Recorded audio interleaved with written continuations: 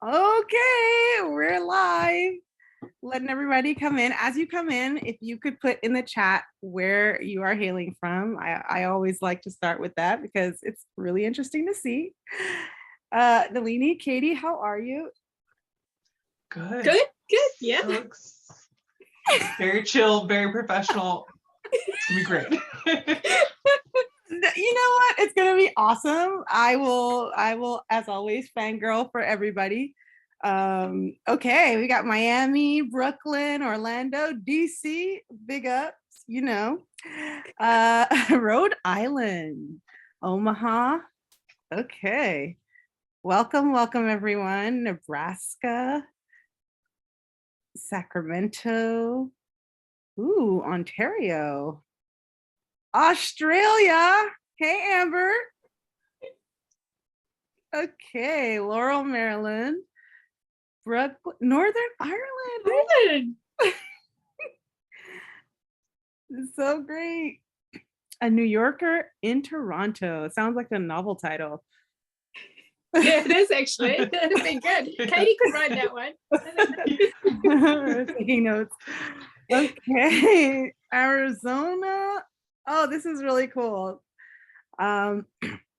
As always, I'm hailing from DC. So, hey, everybody. Not as cool as Australia. So, yeah. What about you, Katie? I'm in Washington State. Also not as cool as Australia. And Nalini? Oh, New Zealand. It's, hi from the future. Tuesday's quite good. Tuesday will be a good day for everybody. I can confirm. And happy Diwali. Yes. The celebration of lights, so I hope you all have beautiful light-filled day today. Yes. And go pick up a Holly Jolly Diwali because I love it. Great. Oh, yeah. Also in Washington. Okay, Rose. See you. Australia. Hi, Christine. I hope it's not creepy that I'm saying your names, but I just feel like a little personal touch. Just,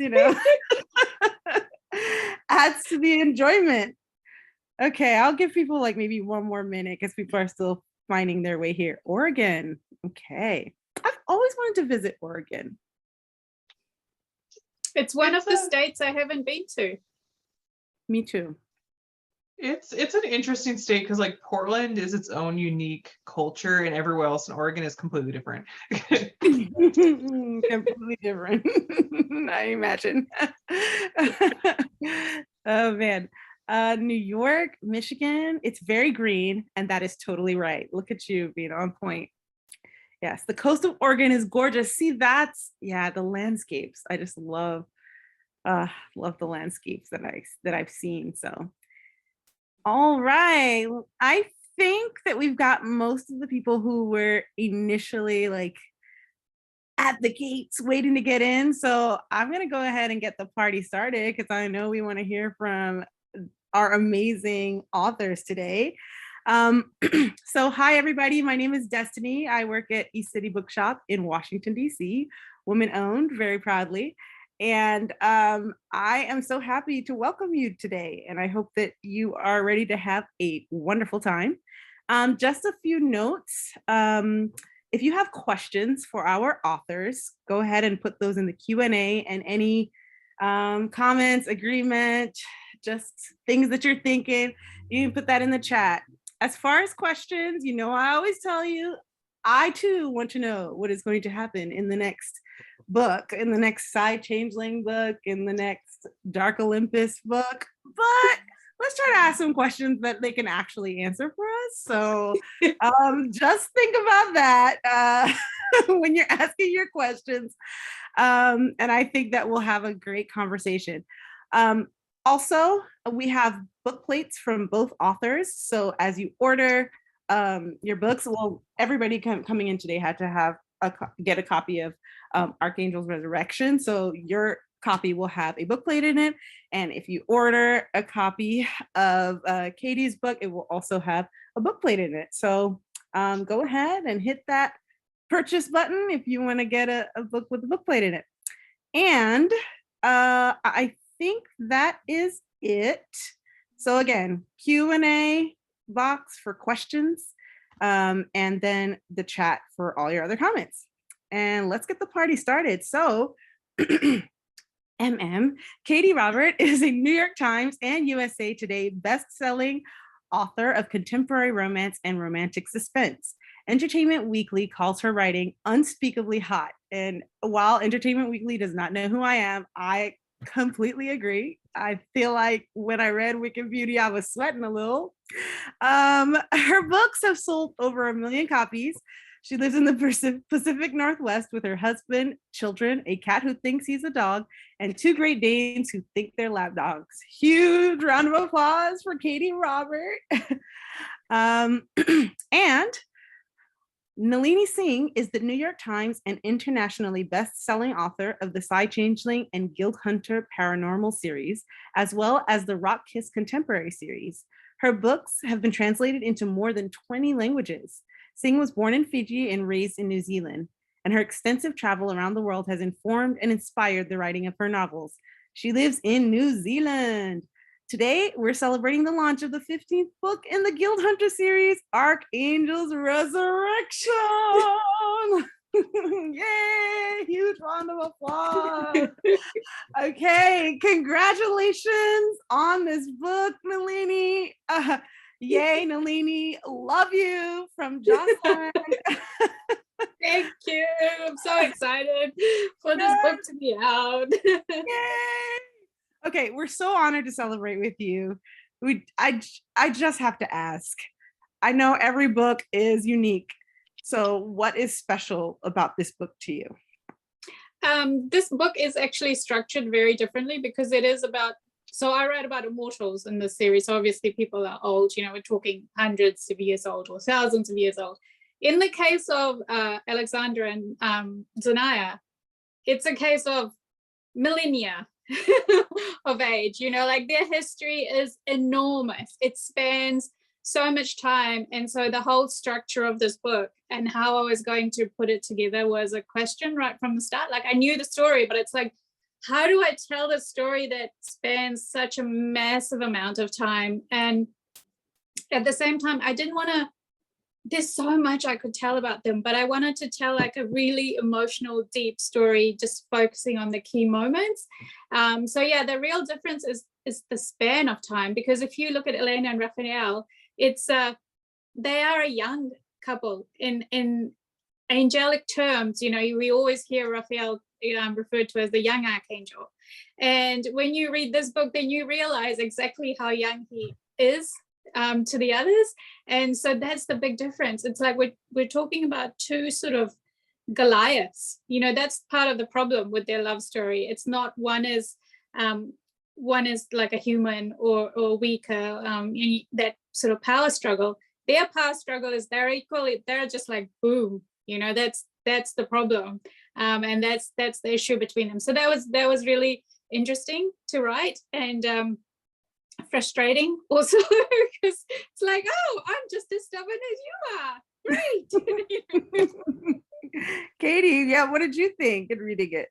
It was such like a testament of your skill set that it passed so much time and I was still like, they were such strong characters, and like I love the arc of just like them touchstoning on each other at these points during their life and like being drawn back together. And it's like insta love, but not insta love, because he's like, you're a baby, no. And yeah, it was such a fascinating way of how you told that story, and it made me really happy. Oh, yay. Yay. Okay, so the opening quote, and this is not a spoiler, it's a quote. Immortality is a gift incandescent. Immortality is a curse obscene. It just seems like a perfect fit. So obviously we've seen how immortality impacts relationships throughout this series. But how did you find writing a second chance for lovers across millennia? You kind of alluded to that just now. What was difficult and what was exhilarating? Yeah. I think you probably guess what the difficulty is with this. If so first of all, if they have been together for millennia, the question, why aren't they together now? Right? Like, if it is such a great love story, then why aren't they together there at this moment in time? And so it's telling, because I knew them from the inside out, right? Like, I know how much they love each other, and it's bringing that to the page and showing how they got to this point in time. That was probably and really fleshing them out, so you do understand them, and you do understand how they get to this moment where everything is going to change. It is this moment, this book is, it's like the fulcrum, it is the point at which everything changes in their future and their history, and everything rests on the decisions they make in this book. And it's, I guess, writing a book that makes the reader understand that too. So keep putting all of this stuff inside my head onto the page in a way that the reader understands these two really old beings who've had so much history. And it's like, and yet they somehow have managed to mess it up. So how are they going to fix it this time? That's the question. And I think that's the question in every second chance type book. But with these two, it's even worse, because they're so old. It's like, why have you guys not figured this out? It's like, come on. But at the same time, as you said about immortality, it's a curse and a gift for both. So some of the things that immortality brings them, particularly because they're both archangels, is the problem, which I alluded to. So yeah, that was probably the biggest, that's the biggest sort of challenge to this book, is making the second chance work. Like, how do they make it work, and making it realistic? And hopefully I've done that, and yeah, you love it.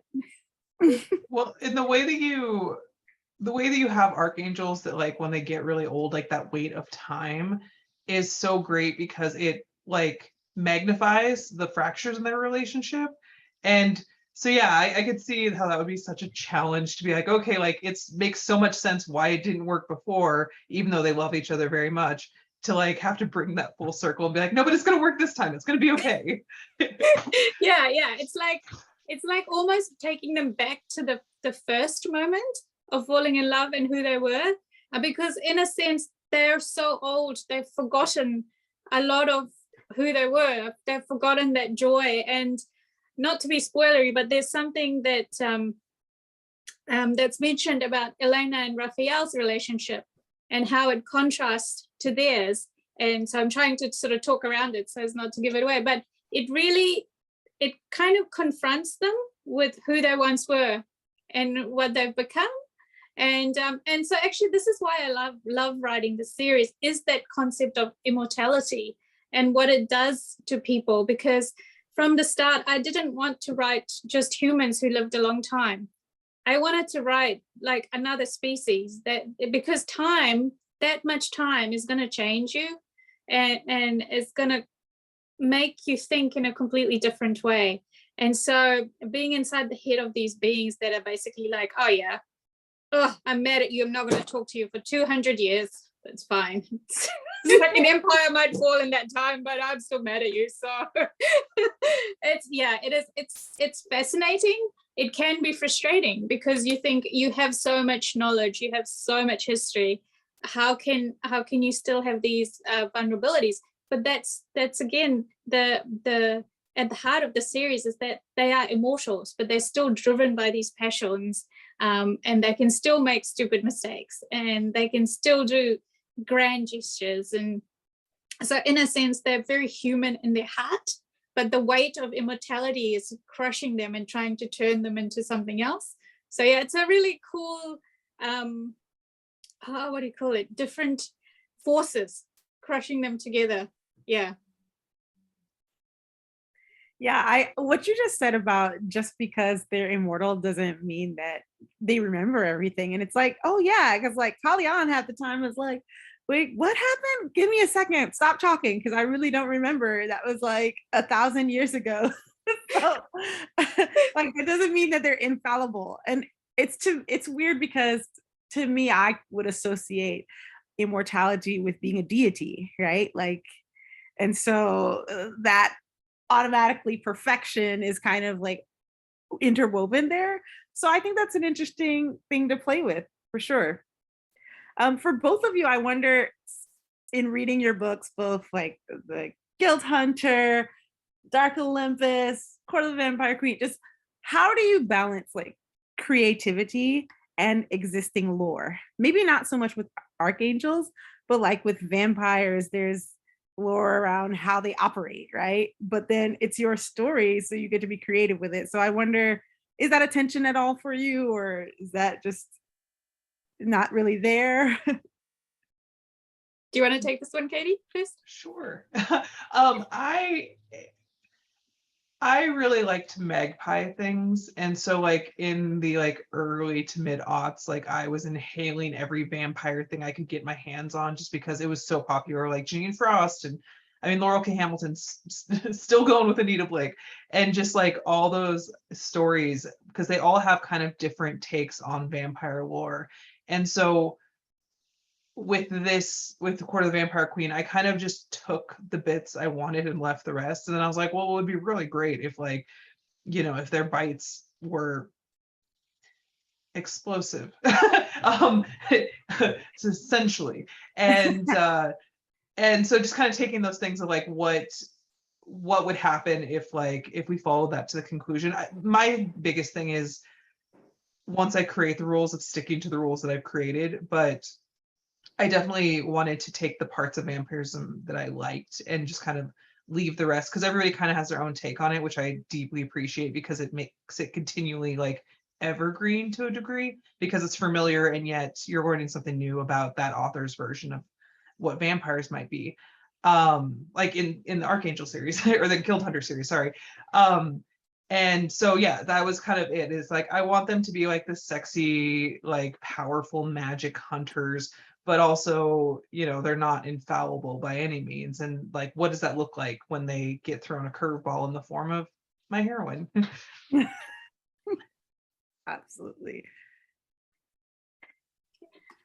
With me, I think it's very similar, which is that part of the fun of writing is just making up stuff. So I'm like, I don't know, I never really thought, oh, I'm constrained by this. It's more like, what can I do that is different? And I'm a very instinctive writer, so I tend, when I get asked these questions, I do my thinking after, and I'm like, oh, what was I thinking at the time? At the time, I was just writing. But I remember, like, when I wrote my Changelings, for example, I'd read a whole bunch of shapeshifter books, and I was just really mad because nobody liked being a shapeshifter in these books. Like, it was like, you know, like a horrible thing that happened to them on the moon. And meanwhile, I'm sitting there thinking, I would love to turn into a wolf or a leopard and just like be all feral in the forest. So I wrote changeling and I deliberately used changelings because I felt like that's a word that means they're at home in both parts of their nature, right? So for me, the fun comes actually in twisting the lore or changing it. And so taking what exists and making it into something new and unique and interesting. And yeah, so I've never been constrained. And I like what Katie said about being a magpie, because I'm a bit like that too. I collect little bits and pieces, and like, and every so often something comes together in the back of the brain. And whether it's like a little tidbit about telepathy or something I saw about feathers, and then it somehow all kind of goes into a stew. But I did want to bounce off your question and ask Katie something. With your Dark Olympus books, which I've just read all 4 of them in a row. So I've got lots of questions. But were you tempted? So your world is, you know, it's very modern. It's a very modern take on Olympus. Were you tempted to actually give them powers at any point? To some degree I was, but my goal with Dark Olympus was kind of because like in Greek mythology in particular, the gods are so human in their motivations and their pettiness and their like ridiculousness, frankly. And so I kind of wanted to take that and just boil it down to like powerful people and like what it looks like when you give really ambitious, monstrous people power, and like how does that work with like when public perception is as much a indicator of that power as anything else. And the title system that I had created for Dark Olympus, because if anyone's unfamiliar, there's always a 13. The 13 is like the ruling body. There's always an Athena, but it's not always the same person. And it kind of allowed me to take, because a lot of myths contradict each other in how the gods are portrayed. Like Apollo in particular is like really good or really bad, depending on which myth. And so it's like, okay, well, like the bad one was the last Apollo. This Apollo is a soft cinnamon roll baby angel. So it kind of allows me to take different elements of the deity and make it more human and boil it down to like a version of that. It's always tempting to add magic in, but I was like, this time we're going to do it. We're going to do very human, they're very human at their core. And it's like, the question I feel like I come back to again and again in that series is like, what makes a monster? And like, if you're a monster, does that mean you don't deserve good things? And so I like grapple with that a lot through like pretty much every single book. No, that's really good. That totally makes sense. What you said about them being very human in their frailties, the gods, and that totally makes sense now. So now I can read it through a different lens. And I love how you called Apollo a cinnamon roll, the new Apollo, because I just was reading this like, he's not like the others. One of these is not like the others. So just here's the book. I've read it. I'll never write another fans. hero that's soft again. It's really soft. So if you're looking for a cinnamon roll hero, that's the one. That's the one to pick up.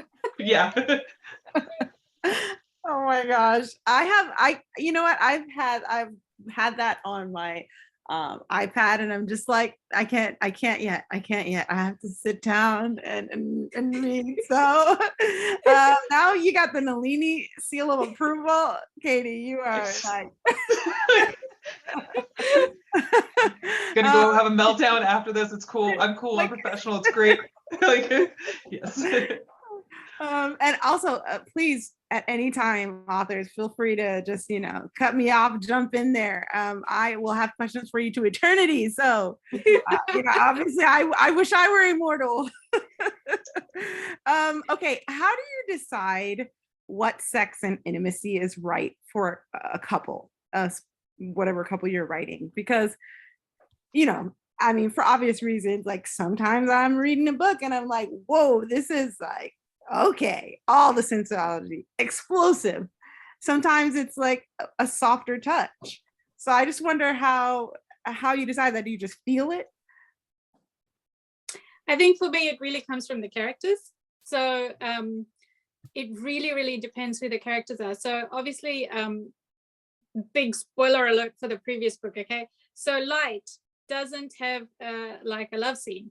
And if you read that book, it's very obvious why, because they haven't got to that point yet. It would have, when I originally wrote it, I always thought there would be one. And then I was writing it and I was like, no, it feels false. It feels like I'm skipping a major part of their development to get them to this point that's the expected point. So I really felt like, okay, I will take the hit of people being like, where's the scene? Because I felt like it's truer to the characters to have, they have a kiss or whatever. In this book, this is where they are. And so I'm always thinking that, like, who are they in this book? And are they at the point where they can be together? So I'm going to do a sort of throwback way back to Branded by Fire, which was book 6 in the Archangel series, which opens with a love scene, right? Because these two are basically been fighting each other through multiple books prior. So they know each other really well. And at that point, it's explosive and the tension just explodes and they basically just rip each other's clothes off, like literally, because they're changelings.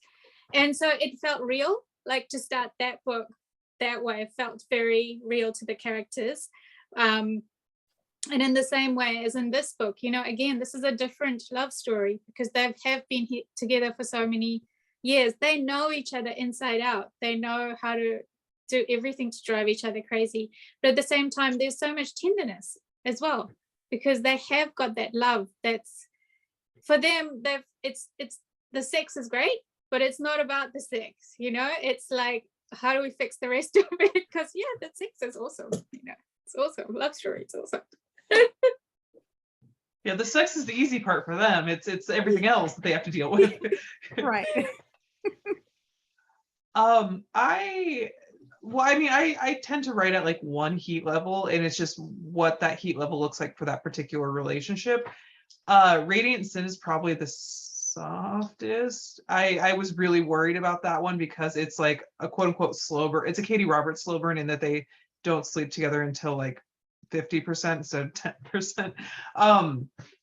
And my editor was actually a little concerned, like, maybe we should add another sex scene in here. I don't know. But it's just the characters made it really hard because he's her boss and he's incredibly aware of that and the power dynamics, and he doesn't want to like encroach. And she is very much herself and is like, no, we're not doing this unless like, because I'm leaving, goodbye. So it was kind of challenging to work around that because it wasn't natural to shove them into bed together like immediately because of the people that they were. It just wouldn't work. Most of the time my characters, I write a lot of enemies to lovers, and so it's like that explosive, like I hate you but also sex, and so that's a lot easier for me to handle than something that's like more friends to lovers feel, which is Radiant Sin. Is they deeply respect each other, they very much care about each other, and because they care so much, neither one of them is willing to jump into intimacy lightly, which is challenging for me as an author because I'm like, no, just do the thing, and they were not working. So yeah, so every character, they inform how things, and a lot of times I'm surprised by like the tastes or flavors that they bring to the book that I'm like, oh, I guess we're writing this now. I didn't. Okay, so it's always an adventure of exploration. And I mean, I would say I think as a reader, you can we trust you all with that, right? Like for me, I felt like with Archangel, like you have a friendship for millennia. Like you can't just in 2 seconds be like, oh yeah, we're just jumping in. It makes sense that there needs to be a transition period, and I'm sure I will love every bit of this cinnamon roll.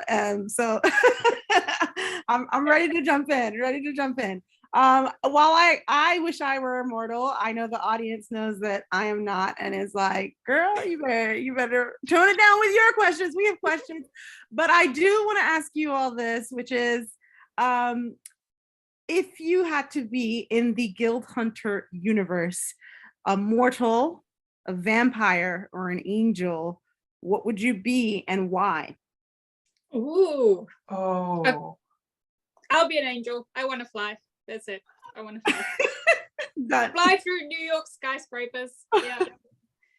Yeah, same. I was gonna say human because I don't know about immortality. It kind of freaks me out, but also flying sounds really fun. Like the wings are so pretty. So yes, angel. Yeah, I probably have to agree. What color wings do you think you would have, or would you like to have? Ooh. I know.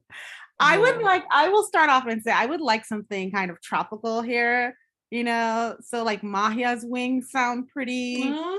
Yeah, I like that. Set it She's off. got the peacock wings, yeah. Yeah. Oh man, I change my hair so much. Like having to pick one color for wings would be. Oh, okay. Blue. Final answer. Meanwhile, I save all the cool wing colors for my characters, so I'll just have like plain, like whatever, I don't mind. And it's like, oh, I keep thinking of cool ones, but I'm like, oh no, that's their wings and that's their wings. So I don't need to stand up. I need to just be in the corner watching everybody else so I can write these stories. So yeah. You'll just be over there taking notes. Yeah. No, don't mind me. Just keep on doing what you're doing. Well, you know what time it is. It is game time. I'm not nervous at all. This is fun. I'm terrified. Be terrified, Katie. I don't think you should be terrified, just respectfully concerned. Okay, no.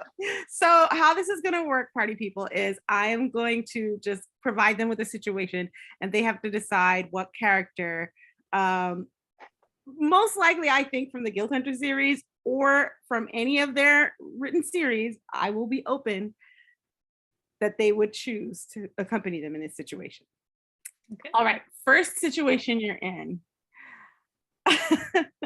Okay, Li Juan has resurrected yet again, and her henchmen have kidnapped you. Only one person can come and save you. Who would that be and why? Jocelyn? Nasir. It's gonna be Nasir. He Okay. already got someone else out. So yeah, I'm going with him. I think that's the only answer. Like, listen, and I love like Caleb Kerchak, but I don't think that he could take on an Archangel. Maybe, I don't know, but I feel like it has to be Nasir. Like, Okay, all right, okay, we're warming up. All right, you're gonna be stuck on a road trip to the refuge, but you can't fly. You're not allowed to fly. So even if it's an angel and whatever, for some reason, those headwinds are just crazy. You cannot fly. You have to walk, run, take a car, whatever. So it's a long journey.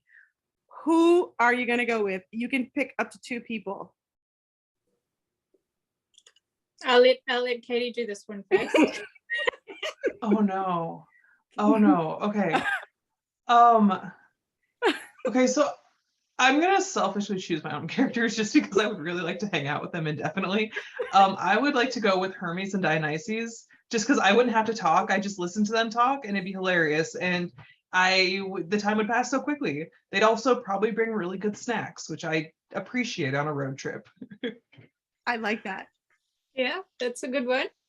We'd have to remind them to bring water though, because I feel like it would be straight liquor. They would. They'd be like, why are you weaving across the road? I don't know. Like, you can't just exist on liquor. No, stop it. Water. Hydrate. You're right. Okay, so I would love to ride a motorcycle to the refuge.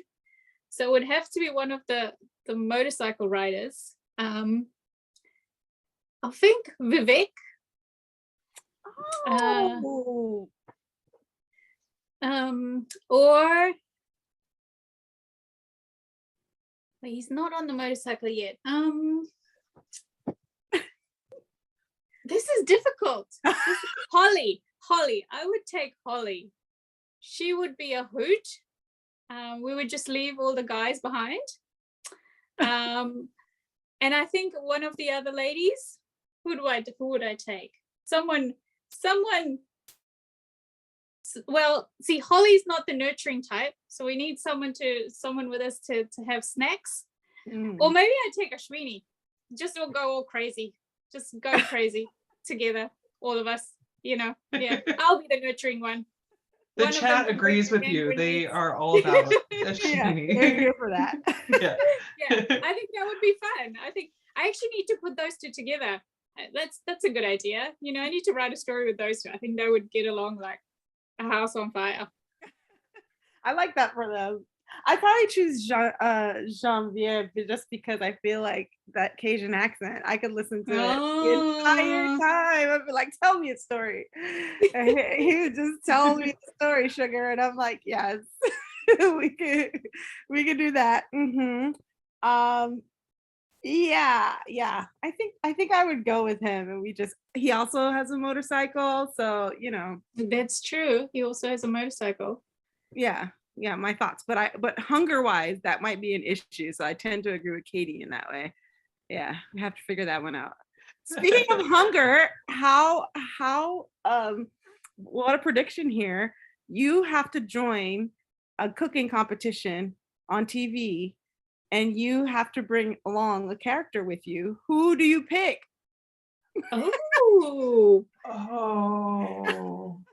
Oh no. High stress situation, man. I've got 2. Do I have to pick one, or can I get 2? You can get 2, sure. Okay, so I'll pick Venom. Yes, everybody's like Venom. Yeah. Venom is the chef.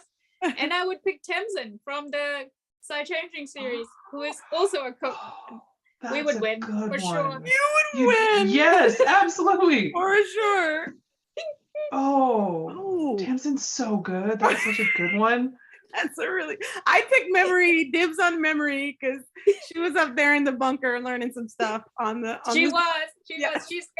She's gonna kick everyone's butts eventually, but she's still in the learning phase. So you got to go with the professor, which is Tamsin. In memories, like a freshman right now.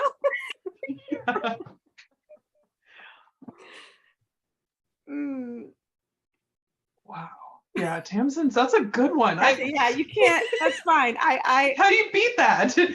You can't. You're so right. Tamsin around the board. Tammy, can we all be on the same team, please? Right. Okay, last question and spiciest one yet. Raphael and Elena decide they want to spice things up in their relationship, which would never happen, but let's just think that it might. Who would they pick as their third? Like, who would they pick, or who would I like them to pick? You know what? That's a great distinction. I would say, who would you like them to pick? Like, what would you like to read? Ooh la la. Oh.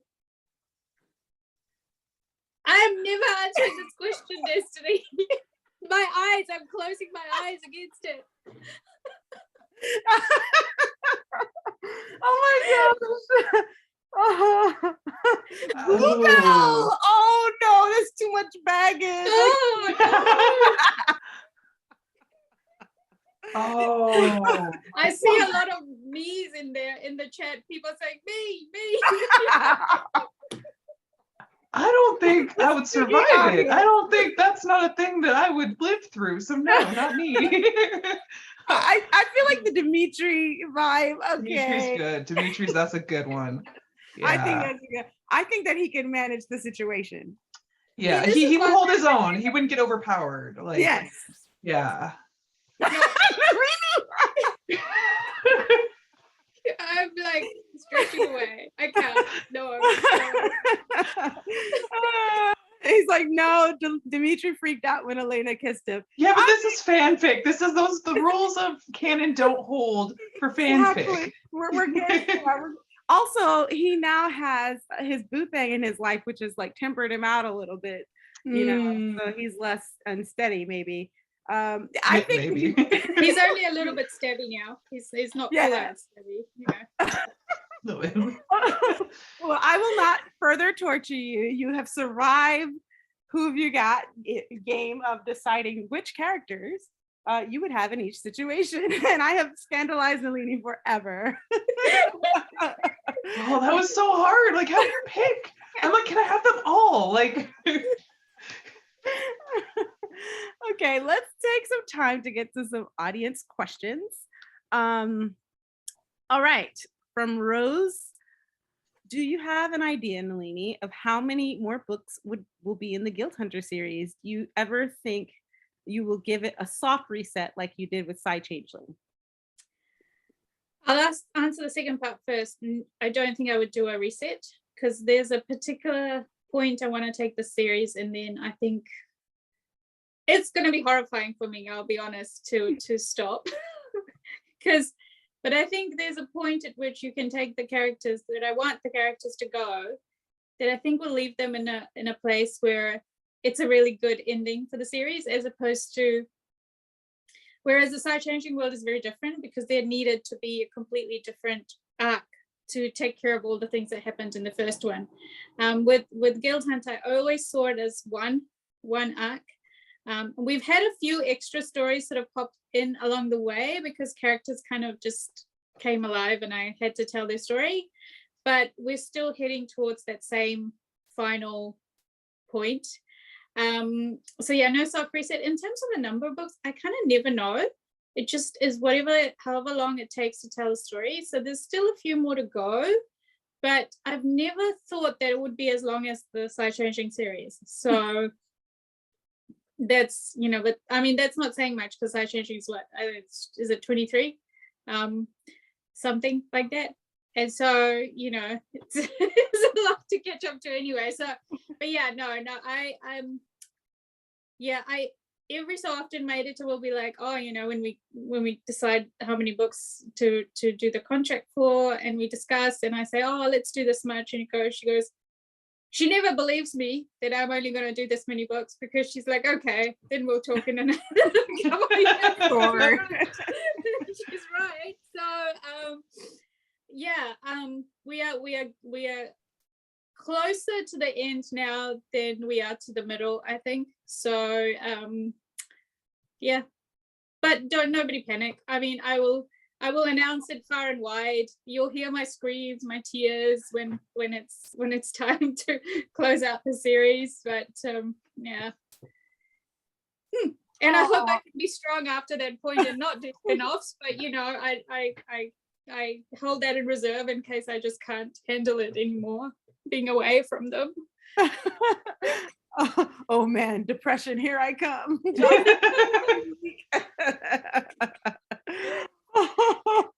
Oh my. Okay, for Katie, will we eventually find out how all the different gods within the Dark Olympus series get chosen? Yeah, maybe. I mentioned them a little bit more as the series continues, but I kind of like, since I hyper focus on whoever the main characters are in that book, it's not a lot of like, here's the history of Olympus kind of thing. Like, I know how they're all chosen. I guess I could announce that at some point. But we find out how Hermes is chosen. Radiant Sin. It's that Hermes has to steal an unstealable item from one of the 13, and our current Hermes stole an item from every single one of the 13 because she's extra. So yeah, there's a little, it's different for everybody, for each of the titles. But there are some that I definitely haven't talked about yet. So I will try to get to all of them before the end of the series, but I will talk about it. It will happen for you. People are still sad that even the best things have to end, you all. That's why you appreciate them more. See, it's like the series can't be immortal. Okay, there's so many questions. Let's see. Well, I'm like, okay, how about this from Mandy? As a writer, are there characters that you really struggle to write because their personality just grates on your nerves?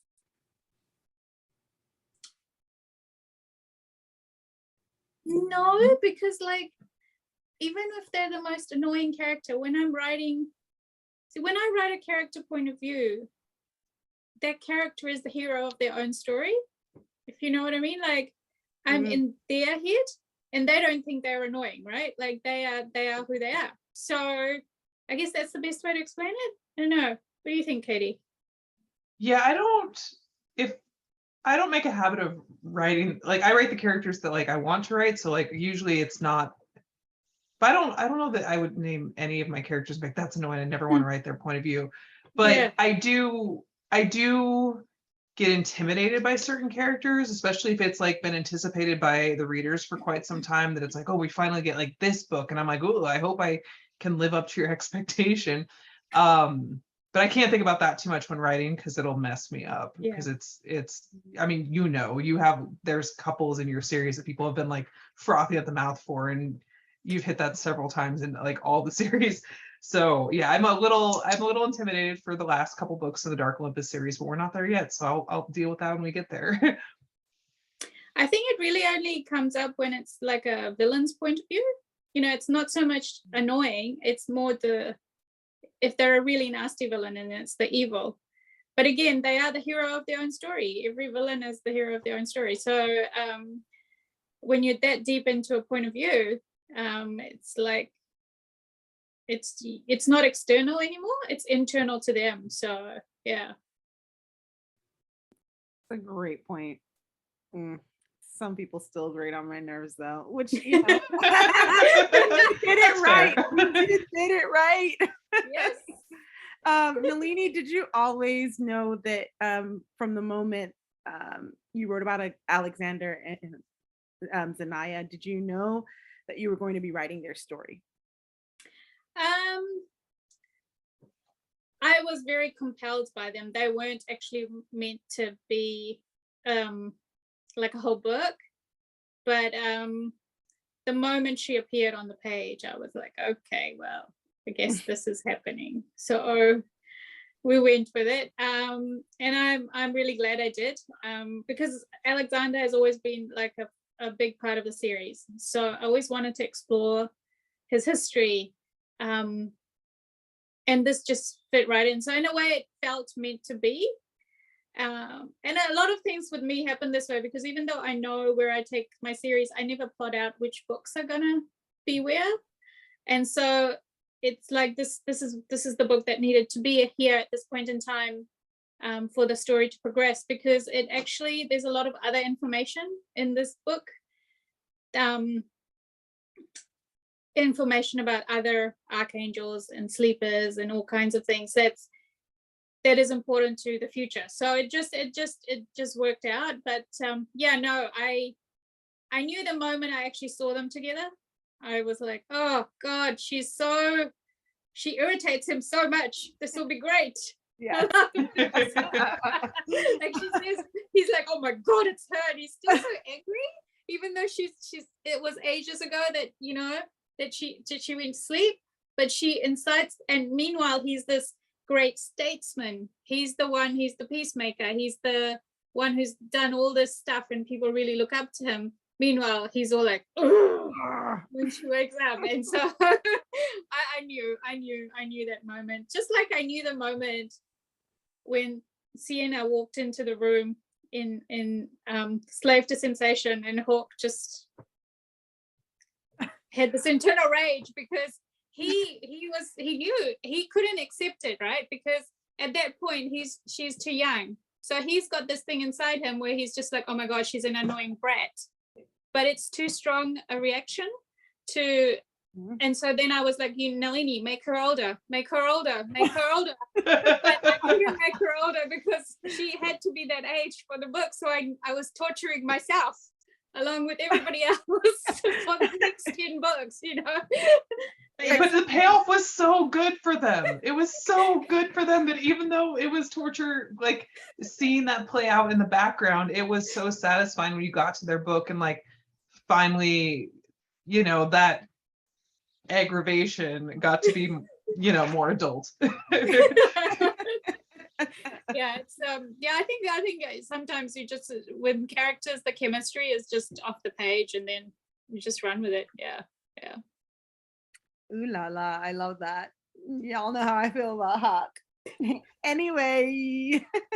Okay, Katie, do you think you'd ever do a crossover between Dark Olympus and Wicked Villains? I mean, technically there is a crossover because they exist in the same world, and I've written like shorts that cross over more efficiently. But the Dark Olympus series it might not seem like it because it's going to be 10 books, but which Nalini's laughing because you have 23 and 15, and but it's plotted so tightly that like there's not really a lot of room for other stuff with with the Wicked Villains series. So maybe in short stories or novellas or whatnot, because there's characters that I don't have room to tell their full stories in Dark Olympus, but I would like to play with that. and my Patreon keeps voting for things, so they get all sorts of stuff about that sort of thing. That's like, oh, what happens if this happened? So yes, not in a full-length book, maybe in a short story or novella. Got it. I feel like I'm being peer pressured into asking this question because so many people have asked Nalini. Here, will we ever know anything about him and his backstory? I would really, really like to do something with Kier because he fascinates me. He's like that friend you have who you just think is so cool, and you know they've got secrets, and you just like, I wish I was as cool as you so I could know all the stuff behind the scenes. But they're also that friend who's really nurturing and warm and would give you a hug if you need it. I mean, they're a healer, right? So yeah, Kier is definitely, I think there's a high likelihood that you will get something with Kia. So let's see how things develop. And I want to ask you, Katie, what side changeling or guild hunter characters would you really like a story about? Oh, but that's not fair. So many of my favorites are the ones I go back and revisit. So like I know how I feel as an author when people say this, but I'm like, I would love Caleb Kerchak to have another book. Like I would love them to have another book. And I know that doesn't make any sort of sense, but like I love them so much. And like he's such a perfect, like, I'll murder the world, but it would make you sad, so I guess I won't. Like that dynamic just murders me in the best way possible. So yes, though I know we've got a book with him. I'm greedy. I would love another one. I know I won't get it, but that's what I would like. I see that, right? There's more to unpack. Yeah, I totally though enjoy whenever anyone else in the series is like, Caleb, you don't know everything. Just chill out. Doesn't he know everything? Listen, it's fine. I love him so much, and I love like his dynamic within the world so much, and just like in how chained in like the best way possible he is for her, and it's just yeah.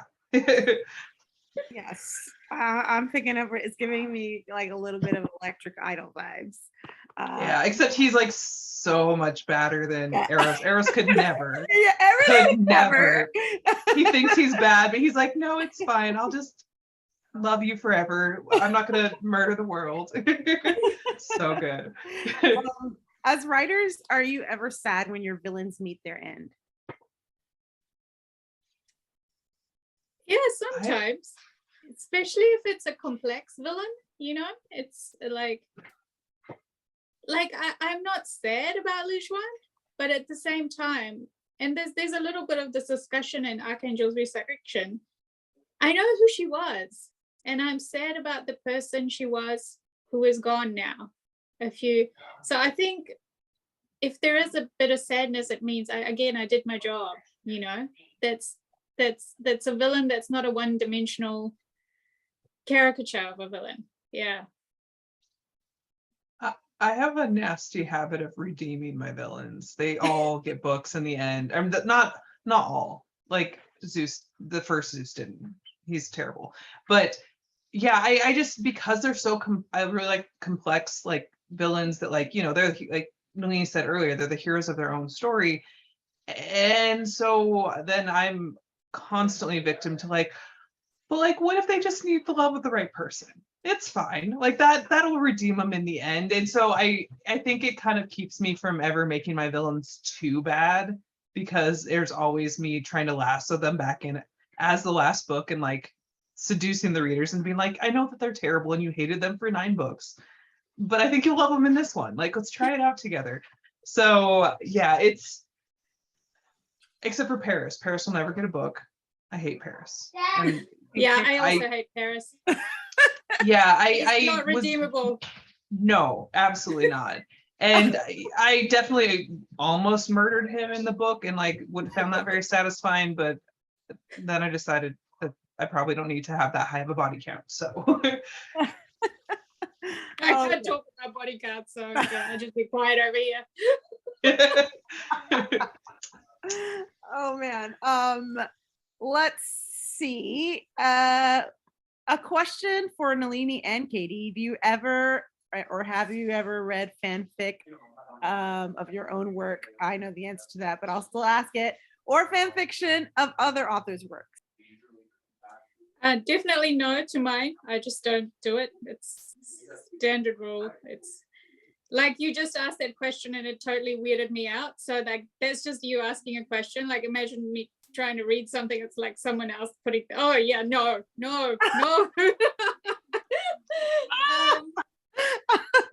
I'm traumatized, Nalini, guys. I'm sorry. Traumatized me. Yeah.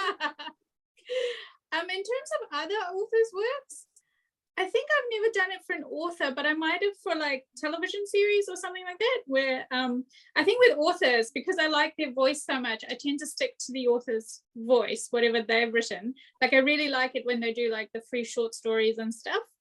So I will follow all of that. But I think I find it easier with television series because I haven't read the work, like I've consumed it another way, I've watched it or something.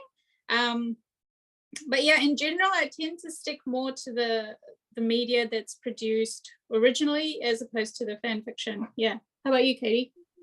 Yeah, I mean, I know that there is some fanfic that does exist out there that is connected to my stuff, but I will never read it because that's not my business.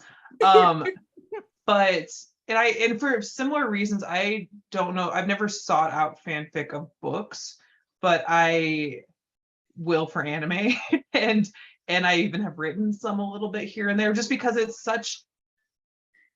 like the fandom element is so fascinating, and like and writing something that I cannot publish no matter what is like very freeing to be like, oh, there's no expectation on this. I don't have to worry how it's marketable. It's just me playing in this world that already exists.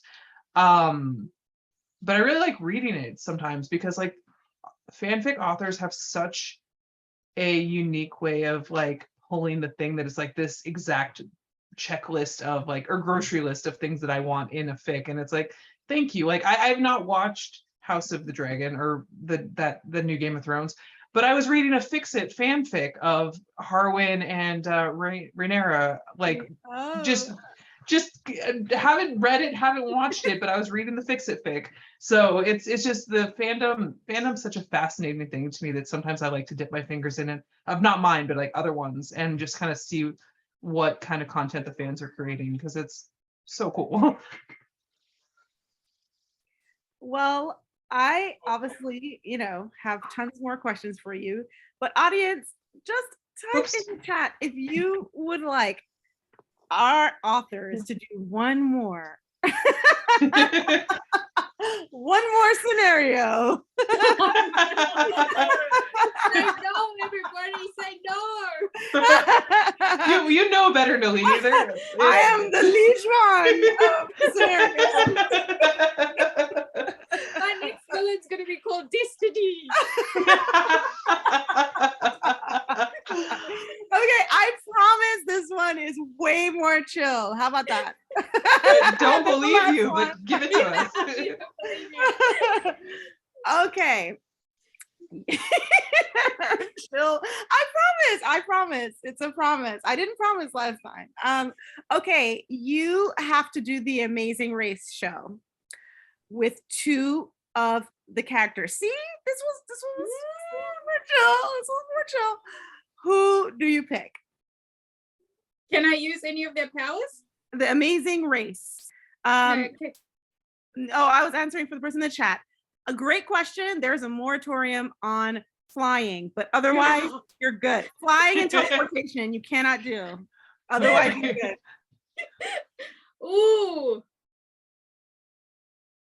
I would take Sienna and Elena. I don't know if I'd survive the experience, but like they're very formidable, and I think that we'd have a good shot. Maybe. I like that.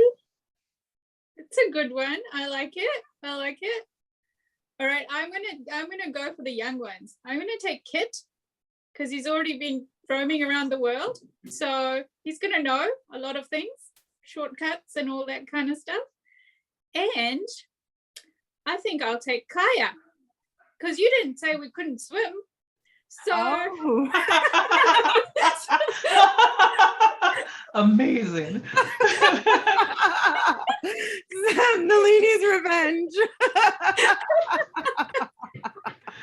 Oh man. Well, see, that wasn't bad at all. Thank you for humoring me. You all, this has been so much fun. I wish it never had to end. But much like the Guild Hunter series, this too. Don't panic. You don't have to breathe into a paper bag, everyone. It's okay. It's going to be a while. Inhale, exhale. Thank you so much. Congratulations again, Nalini, on Archangel's Resurrection. Y'all, if you haven't already gotten it or ordered it, make sure you do. Thank you so much for being here. Katie, this was so much fun. I hope sometime in the future we get to do it again. And I hope you guys have a great night. Thanks, Destinee. Thanks, Katie. Thank you. Thank you. This was fun.